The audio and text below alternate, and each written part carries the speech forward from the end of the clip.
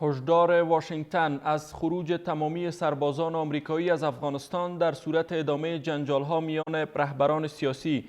تلویزیون خبری NBC آمریکا به نقل از مقامات آن کشور گزارش داده است که اگر اشرف غنی و عبدالله به اختلافاتشان پایان ندهند، آمریکا در کنار قطع 1 میلیارد دلار کمک به افغانستان تمامی نیروهایش را از افغانستان بیرون خواهد کرد.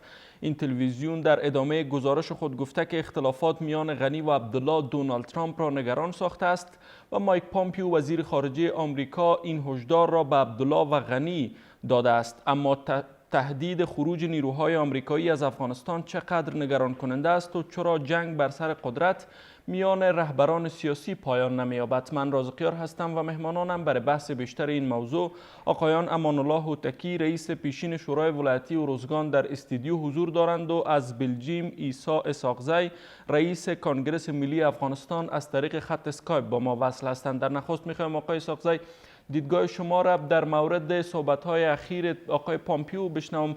از یک طرف خب هشدار به خروج تمامی نیروها داده و از طرف دیگه هم شما اختلافات را می‌بینید که هنوز حل نشده.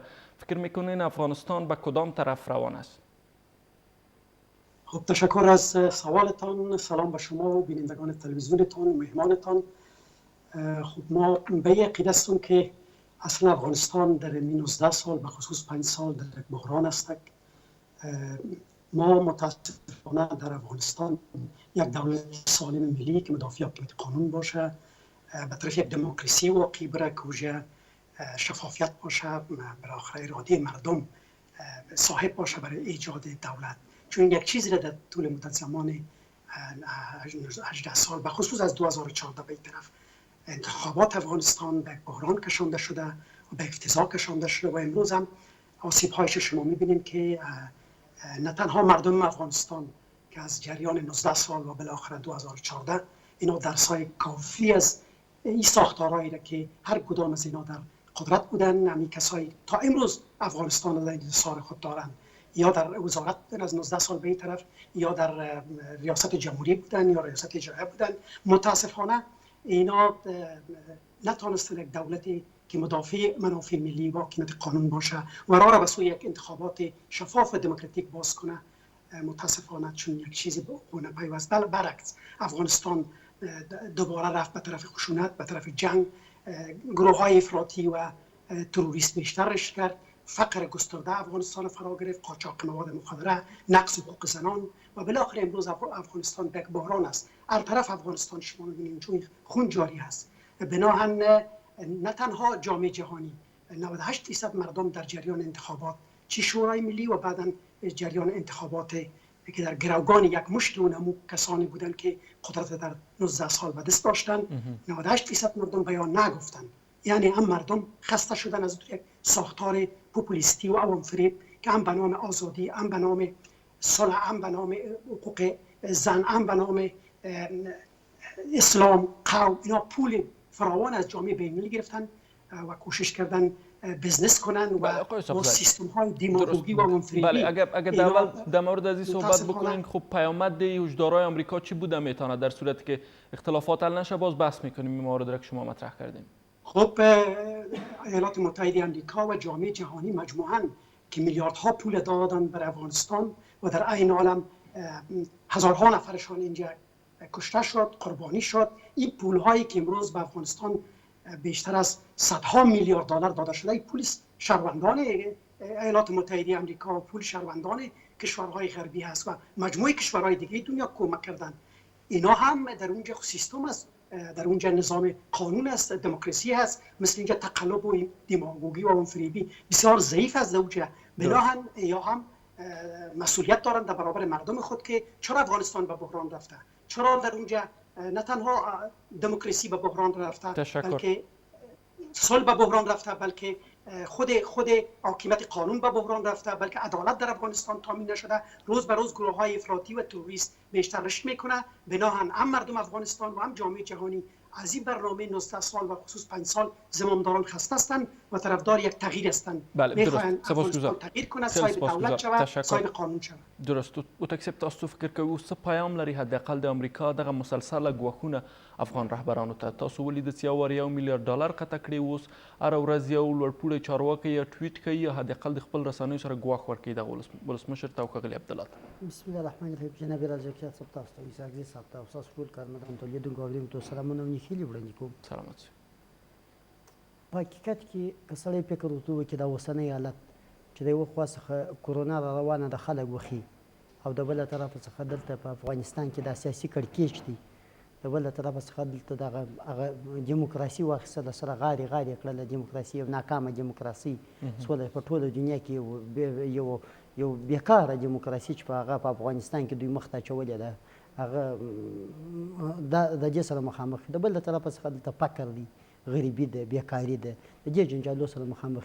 نو زه په کل کې یوه خبره کولی شم چې موږ که په دغسې حرکتو باندې روان یو په شرطه دی او دغسې یعنې خودخواهیو باندې روان یو، موږ ښې خواته نه یو روان. موږ هغې خواته روان یو چې موږ به لا هم فقر ته ځو، موږ به لا هم اختلافاتو ته ځو، موږ به نه سوله راوړو. او دا خوا څخه طالبان چې دا اوس ورته ولاړ دي چې یوه ورځ وایي جنګ ته زور کوم، بله ورځ پټو اخلي وایي سوله نه کوم، بله ورځ وایي زه د حکومت په ګرسره کې هېڅ نه پېژنم، د کابل اداره یې بولي، بله ورځ یې څه رقم کوي تاجد یې جنګ روزمره زیاتېږي. نو دا هغه ناخوالې دي چې زما زړه ته نه لوېږي چې په ټوله دنیا کې وګورې.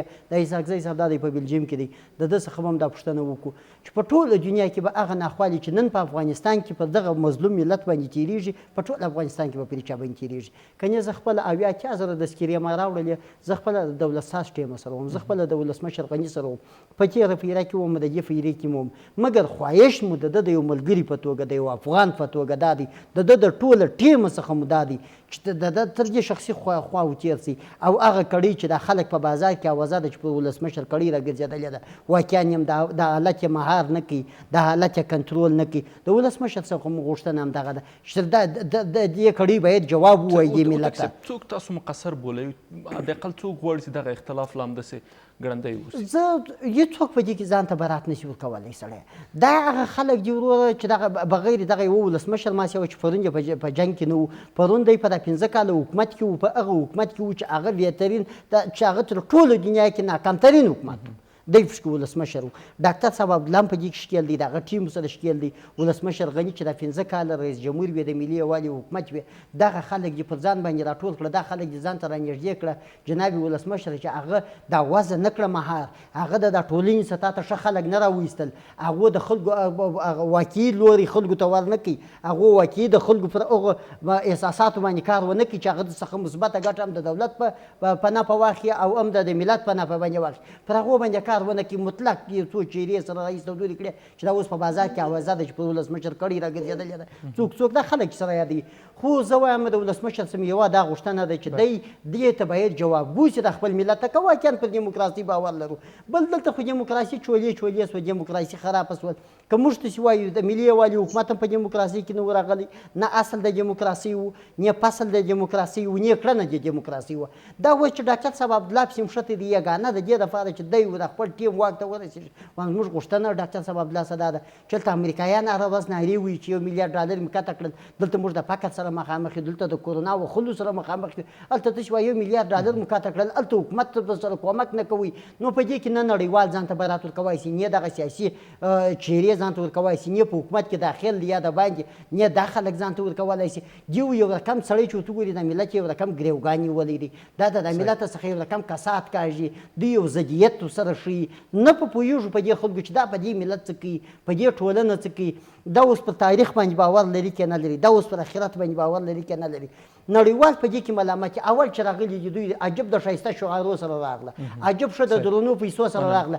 دا خبرې به جناب رازقیات صاحب کولې چې مواد مخدر وکوم، تروریزم وکوم، ښه حکومتداري راوکوم، بالکل کیسه یې برعکس کړه. اوس بیا کسات چا کاږي نړیواله ټولنه خصوصا امریکا بیا هم تر دې ملت کاږي. یوازې دغه دوه ډاکټران وم په اشپزخانه کې سړی ورته ودروه ورته ډوډۍ ولاکه وخورې منې که وم ستا په نامه چې هغه وایي زه ته اشغال امریکایانو اشغال کړی، ستا په نامه مې طالب وژني، 18 کاله کېږي چې زه وژل کېږم، زه د اشغال په نامه وژل کېږم. که زه دغونې خپلواک یم، زه واقعا امریکایانو تاسې دونې د داخل نه یاست په قضیو کې، نو بیا ولې دا انتخابات زموږ لا د چپه ورسته ولاړه. مننه کوم. کورودان د خپرونې پاتې برخه هم وروسته له لنډې دمې.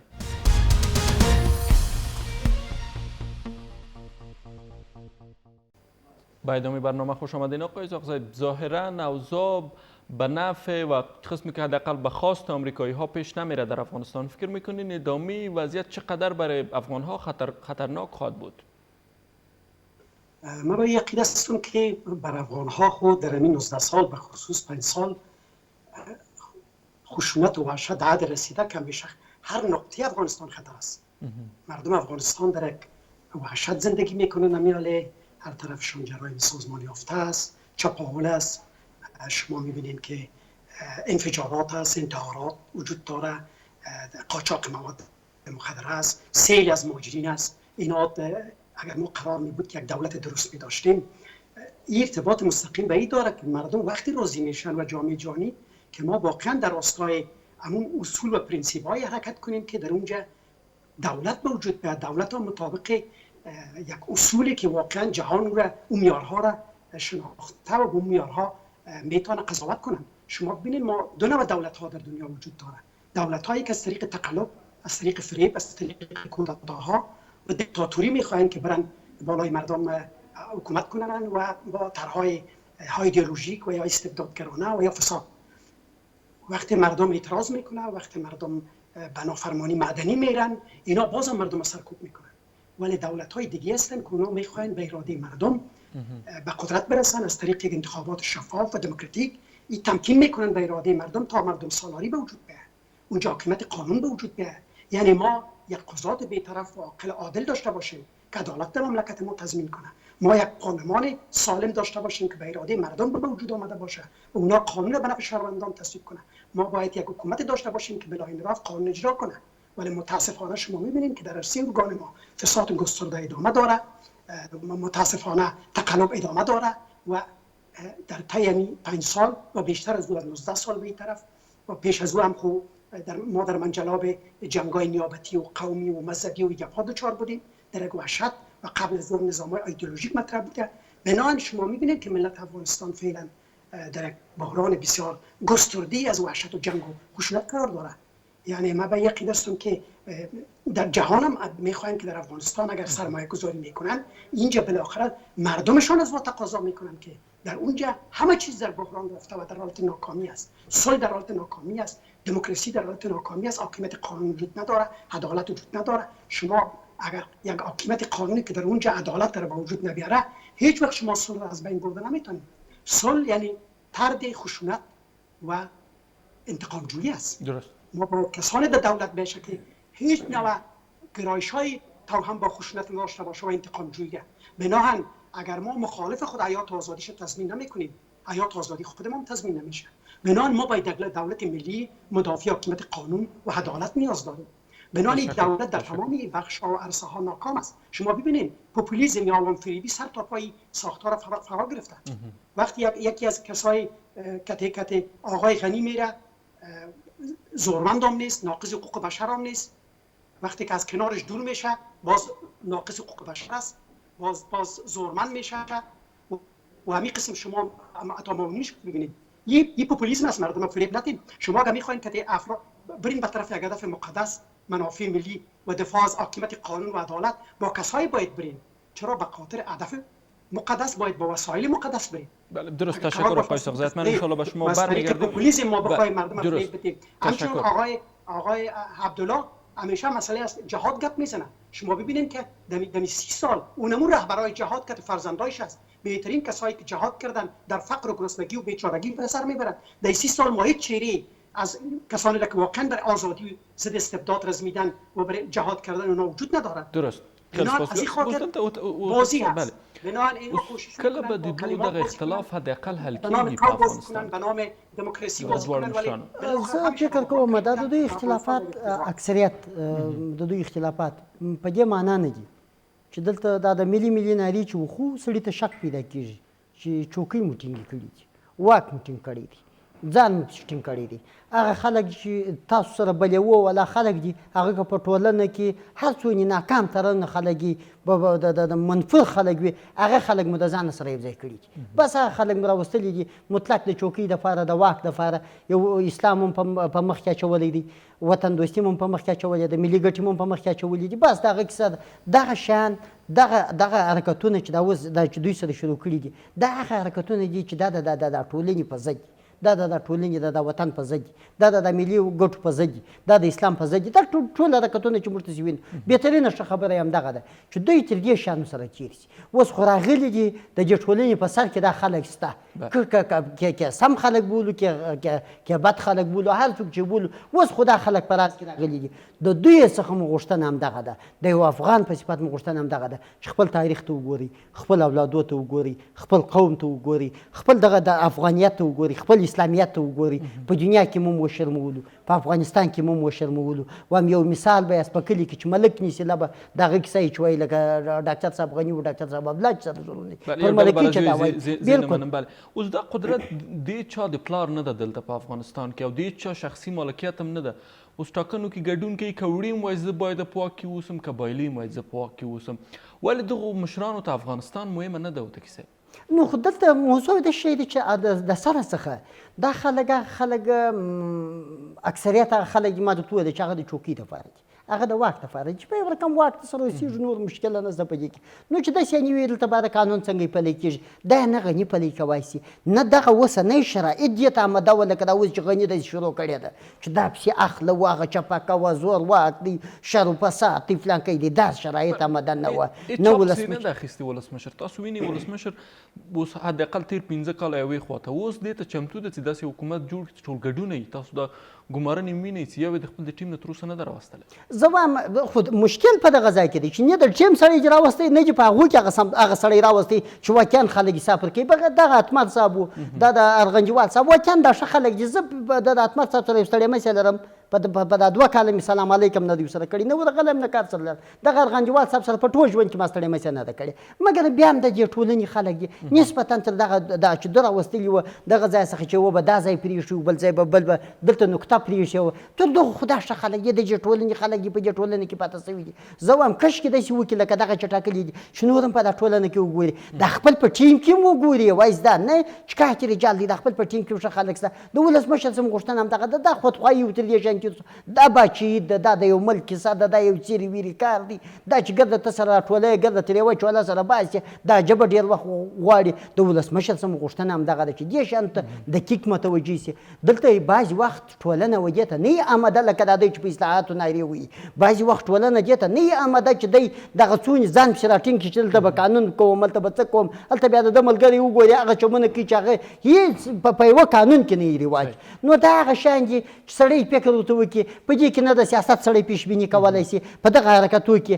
او دا مسؤلیت د سره د نړیوالو دی. موږ افغانان که جوړېدی خو دا 40 کاله کې سره جوړ شوي، د خدای روی نه موم دي، د قرآن روی نه موم دي. ولکه په طالب جوړه کې چې یوازې راشي په یک اندازې باندې نه هغه مخ ته وړی شي، نه دغه سیاسیون مخ ته وړلی شي، نه دغه غني و عبدالله یوازې مخ ته وړلی شي. بهترین ښه خبره همدغه ده چې عامه شموله شي. څنګه عامه شموله؟ واقعي خلک، درست خلک، په ژبه پوه خلک چې هغه د وطن دپاره درک ولري، یوازې دا نه چې ما د دوی خپل شناخته وي. آقای اسحاقزی، خب ما تجربه حکومت مشارکتی را در 5 یا 5.5 سال گذشته داریم.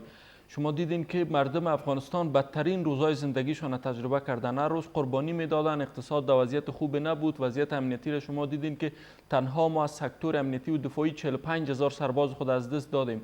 حالا با توجه به این وضعیت هم آمریکایی ها بازم پافشاری میکنه به حکومتی که حداقل مشارکتی باشه، یعنی حکومت دو سره. فکر میکنین اینها به دنبال چی هستن؟ تشکر از سوالتان. ما سخنرانی‌های معاون وزیر خارجه آمریکا را از خانم الیس ویلز که شنیدم، او گفت ما طرفدار حکومت توافقی نیستیم، طرفدار حکومت همه شمول و فراگیر هستیم. بناهن خب تعریف از همه شمول همی است که با آقای عبدالله هم باید یک پست اجرایی داده شود. پست اجرایی که دادین حکومت دو سره است. اصلا نه، مردم افغانستان دیگه حکومت دو سره را کار دارن و شرکت سامی را میخواین. و من فکر میکنم که بسیار از نهادهای بین‌المللی هم به این نتیجه رسیدن که اینا 4 سال نه تنها افغانستان، جهان به بحران بردن.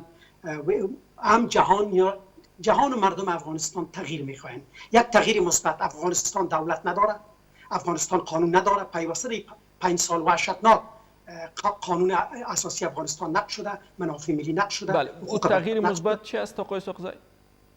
راه حل فقط امیست که اینا اگر واقعا حد اقل برای خواستهای مردم احترام میگذارن، برای خواستهای جهان احترام میگذارن، هر دوی از اینا کنار برن. یک شورای واقعا موقت ایجاد شد از ترین شخصیت هایی که در 19 سال در راس پست های اساسی دولت نبودن، بهترین شخصیت ها که تجربه دارند، عاقل هستند، صادق هستند در افغانستان، قتل رجال نیست، بهترین شخصیت ها در داخل افغانستان و در خارج افغانستان است. به خاطر موجودیت هم که یک دولت پر از فساد و ساختارهای مافیایی، متاسفانه اینا داخل برنامه نشدن که در مردم افغانستان خدمت کنند و در نقاط اساسی که موثر است نصب شوند. بنابراین یک شورای موقت که اونا متشکل از بهترین شخصیت‌های با تجربه و صادق عاقل باشه که اینا را هم درست. در مذاکره برای با امید و ساختار. تشکر. سپاسگزار هستم آقای یوسف زی از اینکه با ما وصل بودین، وقت گذاشتین. از بلژیم تاسو نه مننه و تکسب چې حضورم پیدا کو په استودیو کې تاسو لیدونکو نه مننه چې ملتیا مو کړه. تر بیا ښې چارې.